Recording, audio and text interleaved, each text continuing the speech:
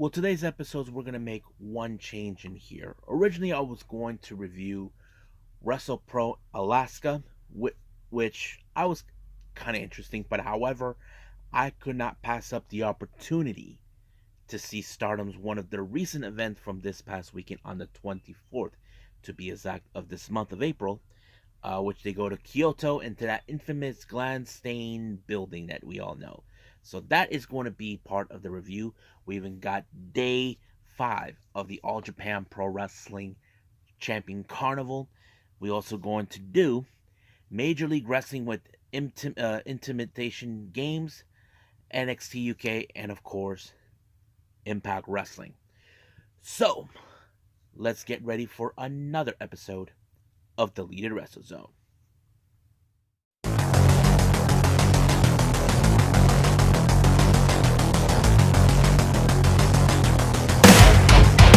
Are you ready? Get up, get up!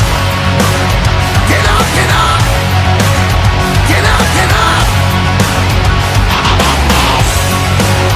Get up, get up! Get up, get up! Get up, get up!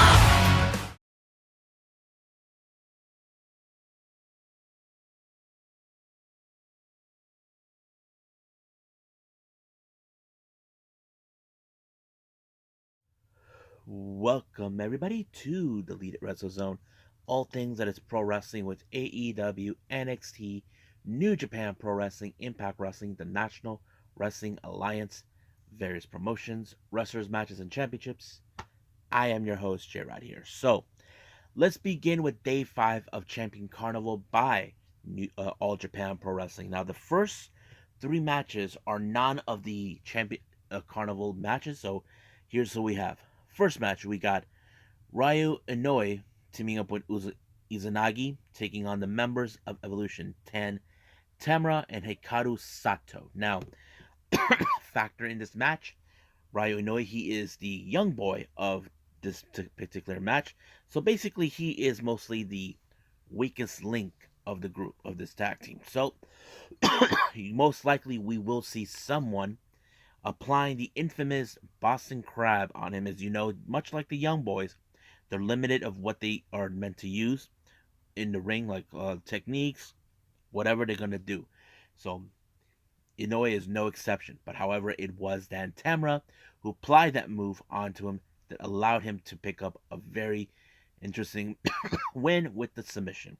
So Evolution won the match. Next up, we got Total Eclipse, consistent of Koji Doi and what's his name? Tajiri, taking on Blackman Sori and Takao Omori. Now, as you know, in this type of match with Tajiri, you know he's unpredictable. He would do anything. However, it was him who, in fact, picked up the victory when he pinned Blackman Sori. So basically, Sori got carried away. That cost him the match.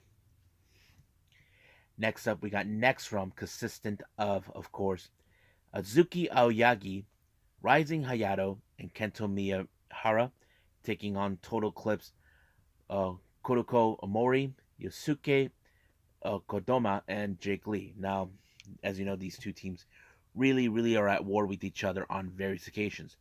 But it was Jake Lee who picked up the victory when he applied a submission move onto Rising Hayato to pick up the victory. This was a very disappointing loss for next round, but this is not the end of it.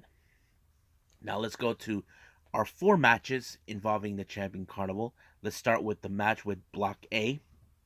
We got Shigeru Iri taking on Roiki Honda. Now, Roiki Honda, from my understanding, he hasn't picked up any victories.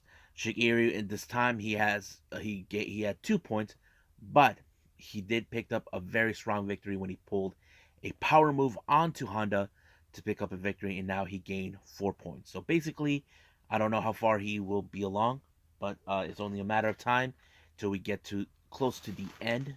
So we're in day 7.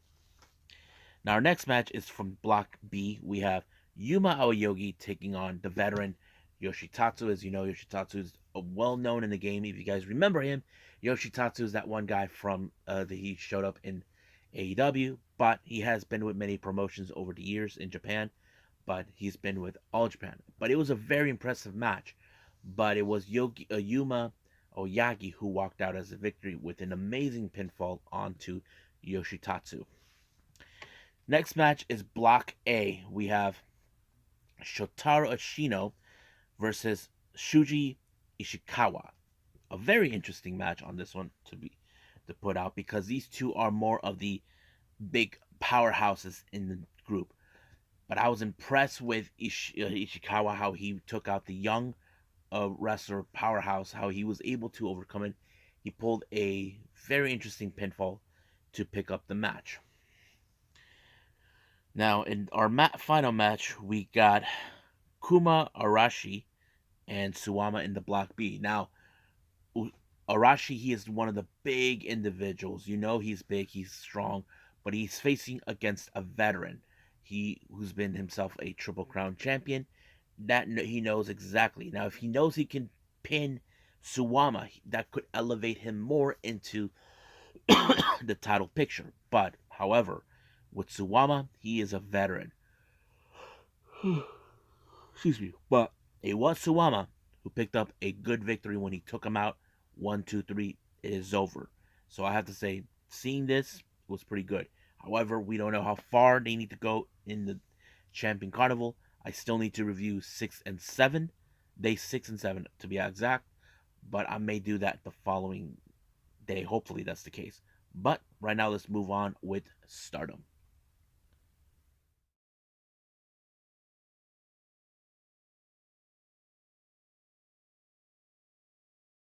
Okay, Stardom. This one is in Kyoto. This took place on the 24th of April. Now, this is also the homecoming of Queen's Quest's newest member, Miyu Masaki, who joined recently with the Queen's Quest about maybe a month or two ago. So this was her homecoming, but she is part of the main event. But we'll get to that in a bit. But their venue is in that infamous stained glass venue in Kyoto. It's pretty cool to watch. Now, our opening match, we have a three-way. We have Lady C of Queen's Quest, Koguma from Stars, and of course, the Toxic Spider Tekla of DDM. So this was a very interesting matchup. However, now basically in this type, you have to be careful with certain people. You got, of course, the Toxic Spider. She has ways of trying to pick up amazing victories. But however, you got Koguma, who always plays tricks on everyone. And Lady C, well, you have to be careful with her powerness because she is tall as hell. So, but however, it was Koguma who pulled off the victory when she pinned Lady C to giving herself the edge. So that kind of tells us Koguma knew exactly what she was going to do. That's why they call her the high speed genius. Next up, we got Saya Ida versus Natsupoi. This was a mixture of powerhouse versus high speed. Basically, you know Saya Ida, she's a strong individual when it comes. And not to mention, she has a fantastic chops. I seen photos of some of the girls from Stardom. They have red marks right on their chest, with those chops. Now, I'm going to assume Natsupoi must have felt the same way. But it was Natsupoi that picked up a victory by a pinfall towards um towards Saya Ida with the fairing ring. But that's kind of interesting to see. Our next match we have is a 8 women tag team match. We have Odatai consisting of Ruka, Saki Kashima, Starlight Kid, and Momo Watanabe to take on DDM's Mai Sakurai, Julia, Himika, and Maika. Now keep in mind, Kashima, Kid, and Watanabe, they both had declared themselves as the next challengers for the artist belts that are currently being held by Natsupoi, Himika, and Maika. Now they believe that there is no way these girls could take those titles from them. Well, we'll see what happens because right now Natsupoi is not in it. But you see the full 3 forces from who will be involved in Odatai. Now you know the usual tactics always helps, but unfortunately it was Maika with her powerness taking out Ruka with a big power bomb, gave her the much better edge. Now keep in mind, this is not the end for the Odatai once they get their hands on DDM for the artist belts.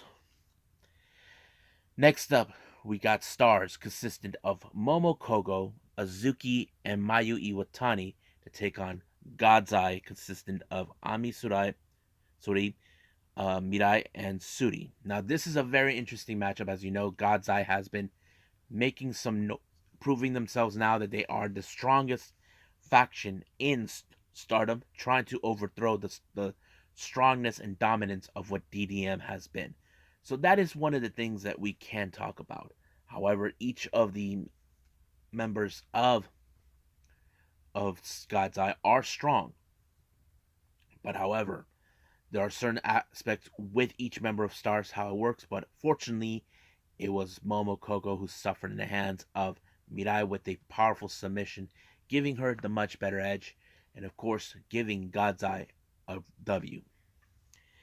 Now, our last and final match in this main event, we have Cosmic Angels, Waka Tsukiyama, Unagi Sayaka, Mina Shirakawa, and Tam Nakano taking on Queen's Quest, Miyu Amasaki, Utami Hayashida, Azumi, and Saya Kamitani. Now, much of this, as you know, I mentioned this is Miyu Amasaki's birthday on that particular day. But however, there is a lot of things that are taking place. If you guys have been aware, it seems that Tam Nakano has a problem with Utami. The reason is, what's the problem they're going on? Well, Utami, every time she's around Tam, she's trying to be all cute.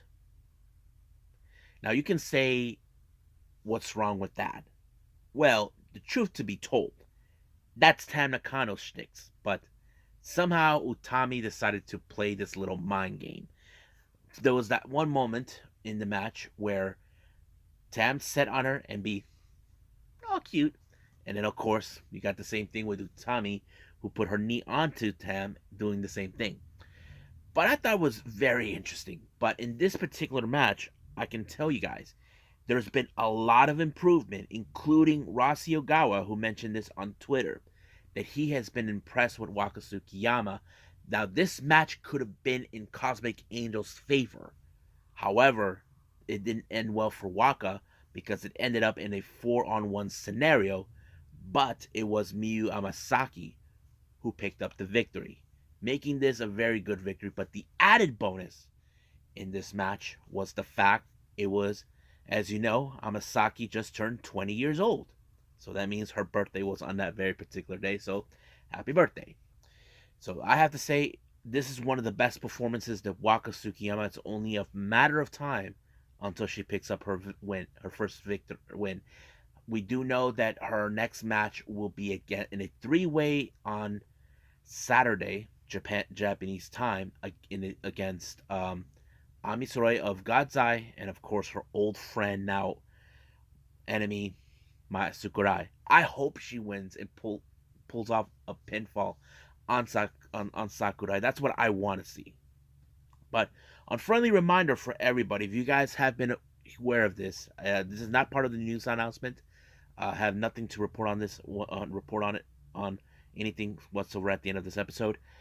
It was already been foretold that Cosmic Angels, Mina Shirakawa, and Unagi, who are known as a tag team, Pink Kabuki, are going to be making a match appearance against the current World Wrestling Pro Wrestling Diana's tag team champions, Aruka Umasaki and Miyuki Takase. So they're going to be walking into another promotion for tag team titles. But the real question does remain: will they show up on the next event where they're going to be involved in a trios gauntlet match with tag goals? That is something we definitely see. I know we can see those two winning a match, but we'll see how this goes, because we do know that Umasaki and Shirakawa, they hate each other's guts. But we'll pay attention to that a little more further when that day happens. But right now, I believe it's time for MLW.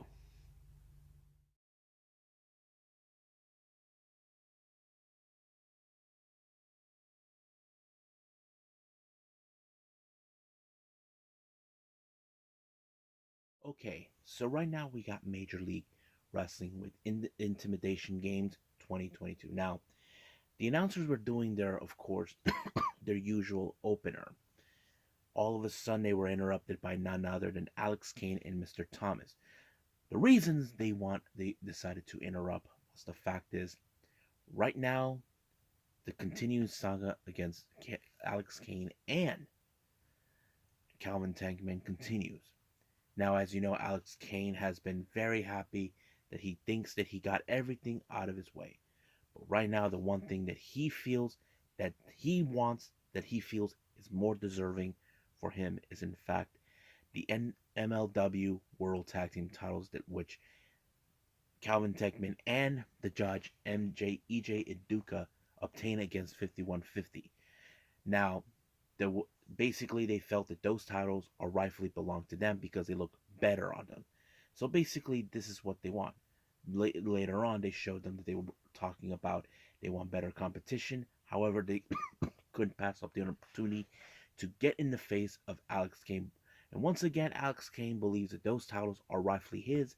That the reason he's doing this is because he believes Calvin had an opportunity to side with him, but he refused. But Calvin Tegman will not side with anybody unless it's beneficial for him, which he did with Induka. So the real question is when we will see this tag title. This could take place in Kings of Colosseum, but however, the Bumaye Fight Club will not be involved. Now we do get an interesting trios action, Lucha Libre rules. We got Aries and Mini Abismo being accompanied by Gangrel. Joining them is none other than Gino Medina, and their opponents is Casey Navarro, Aramis, and Microman. Now keep in mind, Gino has a factor here.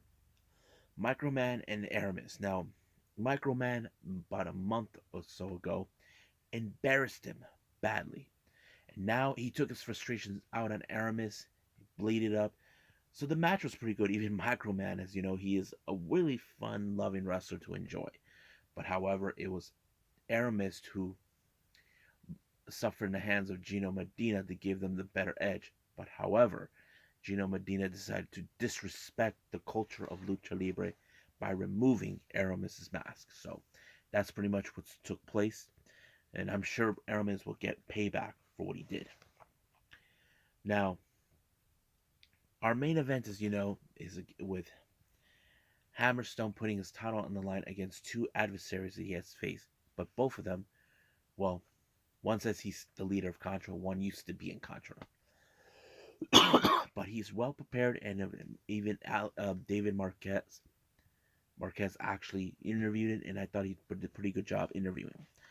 Now, this was some interesting news that came about.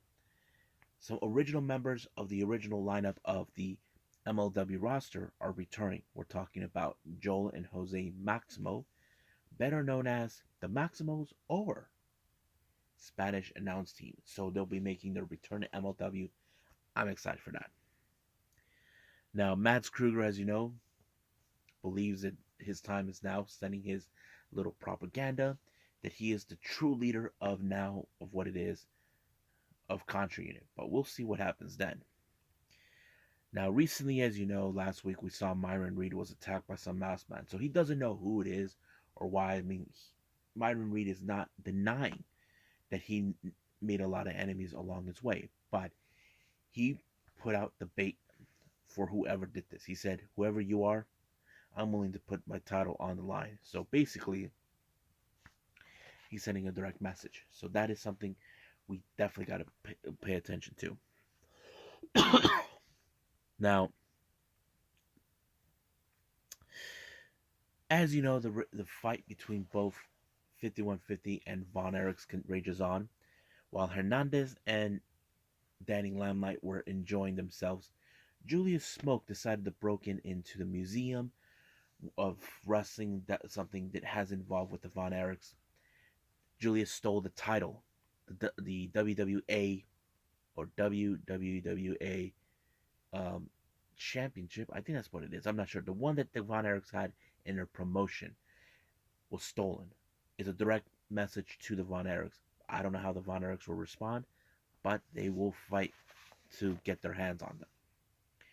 Now, before the start of our match main event for the MLW World title, Richard Holiday makes his way to the ring.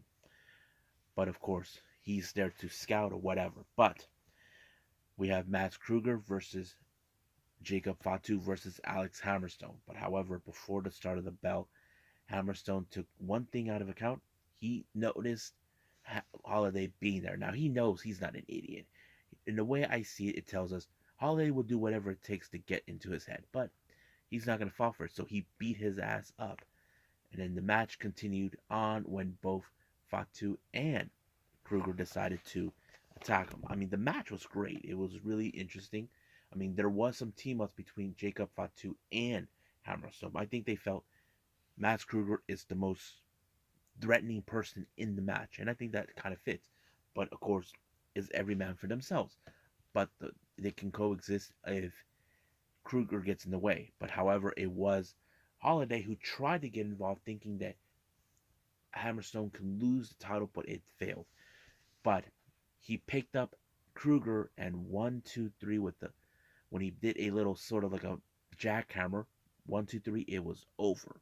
So he retained the title. So does this mean Richard Holiday will come after him? Well, we'll see what happens. But during the post show, we see a glimpse of Jacob Fatu attacked, and we see Bestia 666 there, along with Caesar Duran. Now this is one thing that's puzzling me. Caesar sent Max Kruger to take him out. Why all of a sudden Bestia sides with him? That's an obvious question, but we'll find out next week if the answers are being told or we just have to wait. I believe right now let's move on with NXT UK.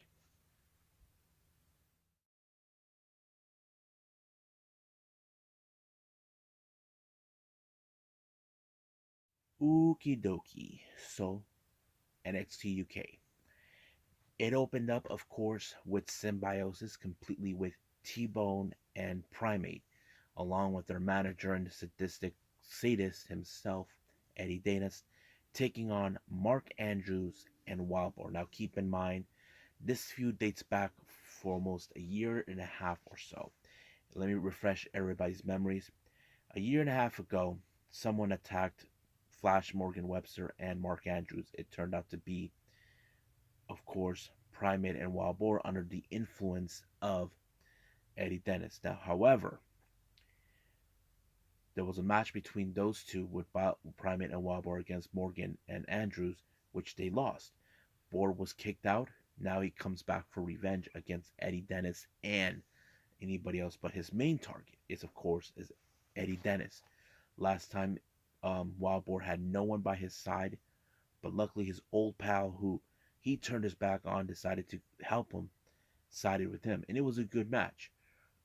But of course, in this match, it shows us that Eddie Dennis will do whatever it takes not to get involved with him, even if he has to have them lose the match.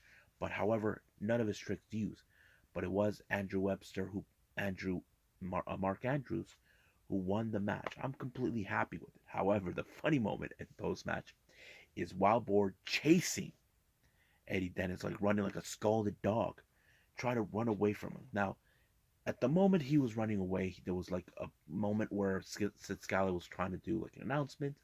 Eddie Dennis was trying to have him, please just keep him away from me. But Sid Scala decided to put him in a match with Wild Boar in a dog collar match, and the chase continues. I thought it was like ding ding ding ding ding ding ding ding ding. So I thought it was like just too darn funny.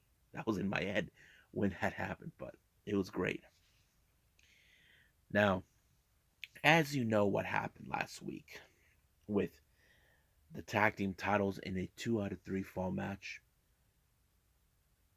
Mustache Mountain, as you know, retained the titles, but there's a lot of controversy over the matter with Trent Seven, who put his feet on the ring ropes. For him, he stated time and time again, a win is a win. I'll do whatever it takes to keep these titles, even if he has to cross the line.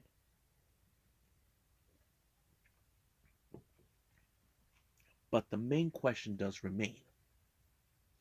How can this be justified? Well, we don't know. Who will be the next recipients to challenge them for these titles? Well, that is an excellent question. But we'll see when that happens.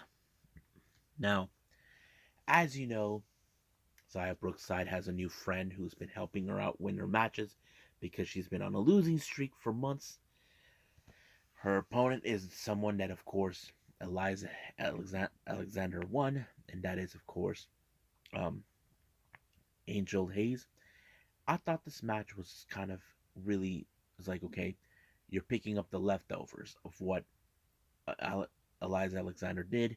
But of course, like every other moment, Alexander got involved, allowing for Brookside to win, even though she didn't win like on her own. But in the end, they tried to beat down on her.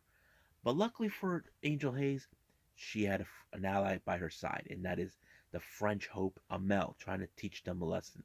Now I'm sure uh, Brookside will not be too pleased that Amel stick her nose in his business, but I don't think she cares. Basically, she was robbed from her last match with Brookside, but we'll see that coming. Now, as you know, recently we've been seeing members of the NXT 2.0 roster coming into NXT UK. Apparently, one of the members will be now making his mostly appearances in NXT UK full time, and that is Damon Kemp. So he's very eager to learn the ways of the British wrestling. He met up with Sid Scala and, of course, Johnny Saint. So I think it's going to be interesting to see what he can learn from this particular style. Now, our main event we have is Saxon Huxley versus Von Wagner. Now, Von Wagner, who's been on a world of terror in NXT 2.0, now he's doing the same thing in UK. He's totally disrespectful, but he decimated Saxon Huxley and gave a clear message that this is his world and we just live in it. Now, as you know, recently the Gallows Boys have been not on the same page of late. Now, Wolfgang, who is now playing Peacemaker, is trying to pretend that the Gallows Boys are fine. So that kind of puts it in a bad way. It puts it in a way where, like, are we sure they're okay? You're like right in the middle between both Coffee brothers. And I don't know, anything could change. I mean, Mark could stab on his brother, or Joe can do that. I don't know. But we'll see what happens then. Now, if you guys recall last week, we just finally got the name of the identity of the mask assailant who chased um, the cockroach Kenny Williams. His name is Tiger Turan. Now, don't know much about him, but I have my suspicions. He will making his debut next week. But I have that distinct feeling Kenny Williams would try to get involved and find out who is this guy. But we'll see what happens. Now, last thing before the show closes, we had the contract signing for the NXT UK Championship between Jordan Devlin and Ilja Dragunov. Now, this is not the first time these two have faced. Jordan Jordan Devlin believes that title it rightfully belongs to him. That Ilja Dragunov is just a punk who thinks that he's grateful for everything, but he's not grateful for being a champion. That's the thing between the difference. But however, Johnny Saint made a new stipulation. This one that could affect them. Whoever loses in the title in this match are gone from NXT for good, NXT UK for good. Now, to me, this is like a sign. Maybe it's a possibility we could see one of them head to NXT 2.0. I don't know. My money's on Jordan Devlin on that, but we'll see what happens then. So I think. Oh yeah. However, Jordan Devlin once again tried to stir the pot, try to hurt Ilja Dragunov to make a statement, but he did do that. Ilja Dragunov tried to avoid it, but it it was in vain. So basically, we'll see what happens when that match takes place. So I think that's pretty much it. So I believe it's time to our final review, Impact Wrestling.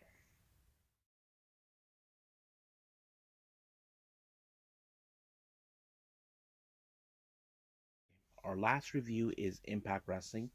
As you know, they entered in their fallout after, of course, one amazing pay per view, Rebellion. A lot of things took place.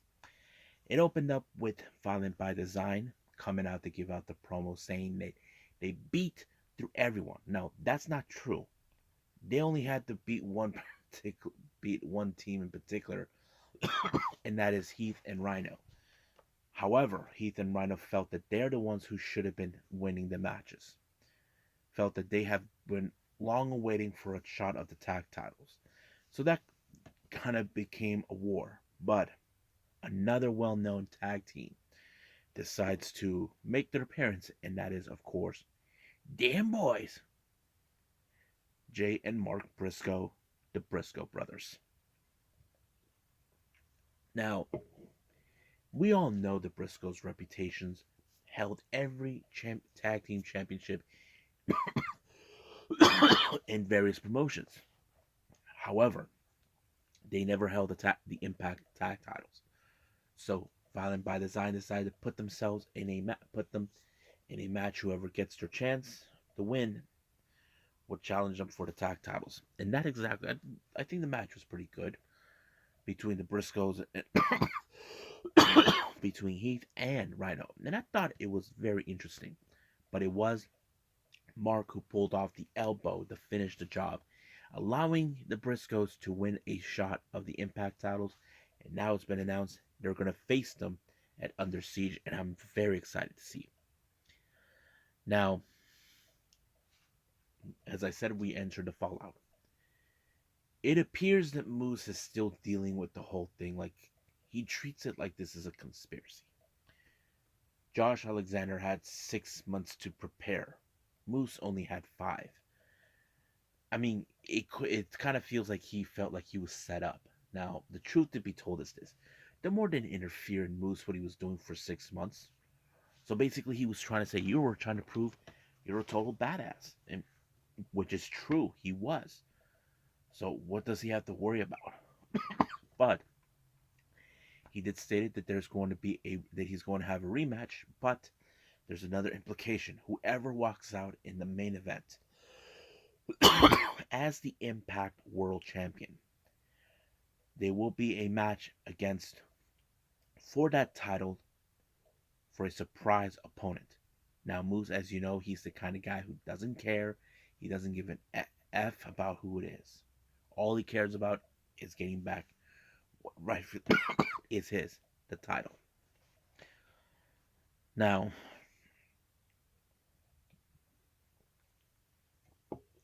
our next match, we got VSK making his return to take on Bhupender Gurja. I think this match was pretty good. I think it's a fantastic match by Gurja. I think he's really impressive. But, of course, VSK tried to cut corners to ensure he wins. But Bhupender got him good with spear and it allowed him to win. However, once again, Raj Singh and Shera shows up. Now, Raj Singh has been trying to tell him, side with us. We can give you all the success. Gurja has no reasons to join him. He felt that he's just fine on his own. But Shera is trying to antagonize him, saying that I can do better what you can do. Basically saying what he did to VSK, I can do better. And that's exactly what took place. But I don't know if this is one of Raj Singh's trying to antagonize him. Try to see if he can just finally accept, just join us. But Gurja is a very proud individual that he felt, I'm fine on my own. I can do things just fine. But we'll see in the upcoming weeks how this turns out. Now, as you know, Ace Austin has won for a third time the X Division champion. However, he was visited by Rocky Romero, who tells him that he's impressed by him, that he deserves a spot in the Best of Super Juniors, but he was being disrespectful to him, saying that he tried to steal his moment, but he was trying to extend his opportunity, saying, look, you're the best right now. You have an opportunity to go, but of course, Rocky decided next week we're going to see him challenge Ace Austin for the X Division champion. We'll see how that goes, but later Mike Bailey, as you know, comes out trying to say, are we friends? No. Now, Steve Macklin, as you know, he's been on a tear trying to get his hands on those from the Team Impact. Right now, as you know, his two latest people that he wants to get his hands on is Moose and Josh Alexander. Now, the real question is, why those two? Is it because A, Moose says he's the god of wrestling, or B, because Alexander is now the champion? I don't know. But we just have to wait and see. Our next match we have is a trios match. We have Honor No More consistent of Eddie Edwards, Mike Bennett, and Matt Taven, along with Kenny King and Maria Kanellis to take on Mike Bailey and the Motor City Machine Guns. Now, I thought this match was amazing. It was a lot of good spots, a lot of cohesive between Bailey and the Machine Guns. But however, the factor here is not too long ago, Bailey beat Alex Shelley, and now in the moment there was a miscommunication that gave allowed for Honor No More to pick up a very good decisive victory. So it allowed Honor No More to prove how dominant they are. But however, at the end of the show, they were compelled to confront none other than the Bullet Club, who they haven't forgotten all the misery costing them the tag titles. But now we'll see what goes on. Now, as you know, Josh Alexander is still sinking in with the whole idea of winning the championship. But he said that he'll be ready, whoever. If he walks out as the champion, the surprise opponent, well, we'll see about that. That's what he's prepared for. Now, it's been almost a year since we have seen Valkyrie. She makes her return after beating Diana Peraza for the Reina de Reinas championship. And that's pretty much what she is. She was very emotional about how she felt that she was being held captive by WWE. I understand that. Many wrestlers felt that way. But all of a sudden, Diana Peraza, who does not take loss very kindly, wants that title back. But luckily for Taya, an old friend came out to her help, and that is Decay's Rosemary along with Havoc. But however, later on, it turned into a tag match between Steels and Savannah Evans. And I thought the match was pretty good too between those two because it showed how much, okay, Steels thinks she's still the Boricua badass. But however, the teamwork between Havoc and Rosemary was impressive. Havoc picked up the victory after Rosemary speared, what's her name? Savannah Evans, and boom, it was over from there. But it did announce that Havoc will be facing Tasha Steelz at Under Siege.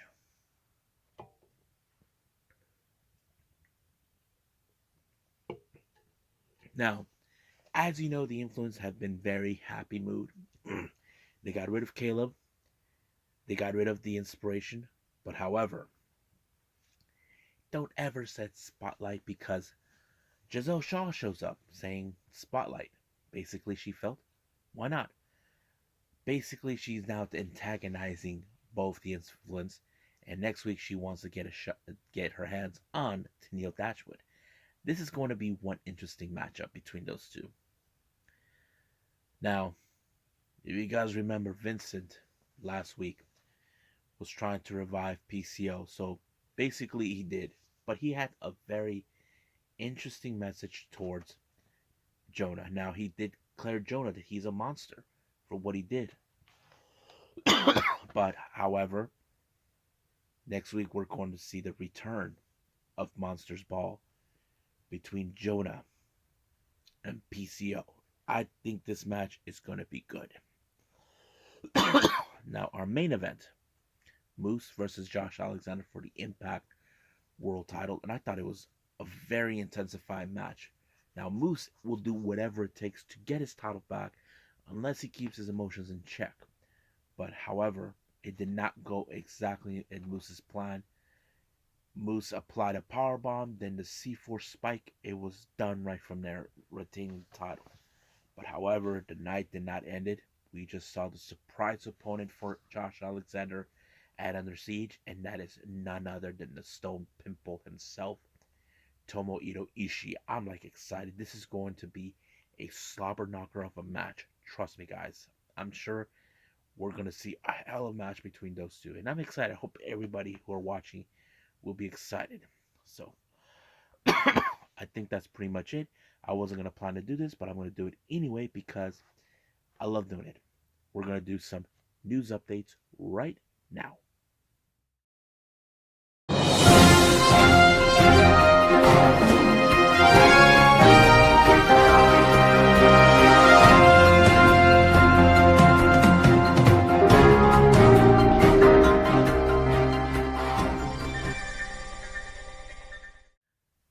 Okay, so here are the news updates. GCW has announced for a appearance down in St. Louis on June 1st, which is a Friday. I don't recall if they've ever been to St. Louis. If there has, please comment on below because I may not remember it. But this is some interesting news if any viewers out there are from the St. Louis area. Next up, Oregon-based promotion Prestige has announced for their upcoming event in June. I believe it's called The Reality. It's going to take place on the 18th of June. This one has some surprising news. Um, Konosuke Takeshita of DDT Pro Wrestling will be making his debut at Prestige. This is huge news, having someone from DDT going to Prestige. As you know, next month, in the month of May, we're going to have Tokyoshi Pro Wrestling, the sister company of DDT, will be there. Miyu Mashida and Maki Ito. So that's going to be a good thing. But they did feature, they're going to, for this particular day, feature Mia Yim, Evil Uno, Alan Five Angels, Anthony Green, Willow Nightingale, and Richard Holiday, and much more. So I'm excited. Hopefully, I get to see this because I really want to see Prestige. I like Prestige, and I hope they Watch Pro Wrestling does put on, of course, the 2-day show for Prestige next month on May. But hopefully, they can put this one. Now, recently, if you guys remember, for Stardom has had a good success with the first ever New Blood. However, there is one particular match that was very interesting, and there was rumors about this. We're talking about the mysterious X, who is going to be partnered with Unagi Sayaka and Mina Shirakawa, the Cosmic Angels. Now, uh, let's be clear. The rumors were saying that it was Marika Kobashi because she graduated, but no, that's not true. Just to shut down the rumors for everybody, it's not her. However, they have chosen their mysterious X. You probably ask, who is it? It is Haruka Umasaki from World Pro Wrestling, World Woman Pro Wrestling Diana. Now, some of you are saying, wait a minute, why would they want her? This is what happened. I mentioned earlier in the Stardom's review of one of their recent events, that Nagi and Mina will be competing in Diana for the tag titles against Luminous, consistent of Umasaki and her tag partner Miyuki Takase. However, that match ended up in a draw and things got a little hand. However, the situation is that Mina and Umasaki don't like each other. But however, Unagi came up with this idea, decided that they want her to participate in the May 13th event for New Blood. This is a very interesting idea. However, this one is going to be a little different because Umasaki has developed more of a understandable, respectful relationship with the opponent of the Cosmic Angels on that particular day, and that is, of course, Oda Tai, but most consistently with Starlight Kid. So I don't know how this is going to play out, but I think it's going to be good to see. So we'll find out if if Umasaki will show up. Now, our last news update, you may have heard about Ember Moon, now known as Athena. Laid out about, she mentioned this on an interview with Chris Van Vliet about the WWE creative team, how they treated her in her last 4 months of being in WWE. Now, this is what happened. If you remember, Ember Moon went back to NXT to be repackaged, which was okay. I understand that. She had a great tag team partner, which is Shotzi Blackheart. Then all of a sudden, some things have changed. Apparently, Shotzi Blackheart got called in. She was happy for it, but apparently Ember Moon did not like the news that they said they're gonna pair Shotzi with Tegan Knox. Now, this is the thing that doesn't make no sense, and I have to agree with Ember. Weren't the creative team aware that Ember Moon was her tag partner? Turns out new people show up and they were unaware. This is more like WWE just dropped the ball on this one completely. And there were other coincidences that took place. For example, the idea they wanted Ember Moon to become a heel didn't happen. This was an idea that she approached with someone from the creative team and also with Triple H. However, we all know what happened with Triple H. He was removed from his position with NXT due to losing the Wednesday Night War, and I thought it was crazy. But um, Ember Moon felt that things were not going great. However, the final straw was, of course, is when they were trying to turn her into a coach for the Performance Center. It was like, you guys are trying to take her out of being in ring competition in order to turn into a coach. I mean, that's kind of ridiculous out of their part. You know, you sent her back to NXT to be repackaged, and now you're like, I don't think she fits anymore. But right now, I think Ember Moon is doing great job in the independents. I mean, she just recently won the Warrior Wrestling Women's Championship. I'm sure we'll see her more somewhere. But I think it's messed up of WWE. They really dropped the ball on this one when it comes to the creative team. I say the creative team really, really messed up. So, you guys can check this out on YouTube. If you guys can, go find Chris Van Vliet. Um, I think that's pretty much it. I'll do the best I can to put that description below for you guys so you can see it. I think that's pretty much it. So let's just call it a day. Okie dokie. So, um, hope everybody enjoys this episode. I'm very excited. As you know, the finals of the Cinderella tournament in Stardom is happening right now, but I won't be able to see that until Watch Pro Wrestling puts it out on their link on their webpage and I get to see it. I will review that as soon as possible if it pops up out of nowhere. But also, we do have, I'm mentioning this for reviews for the next episode will be a 2-1, and then I'll do another one after that. We have Choco Pro 222, and of course, I'm thinking about doing day 6 of All Japan Pro Wrestling's um, Champion Carnival, and that's pretty much it. So that's what I'm going to do for the next episode. I think that's pretty much it for everybody, but right now, I'll see you guys in the next DWZ time, same DWZ channel. I must bid all of you adieu. So, goodbye, and have a nice day.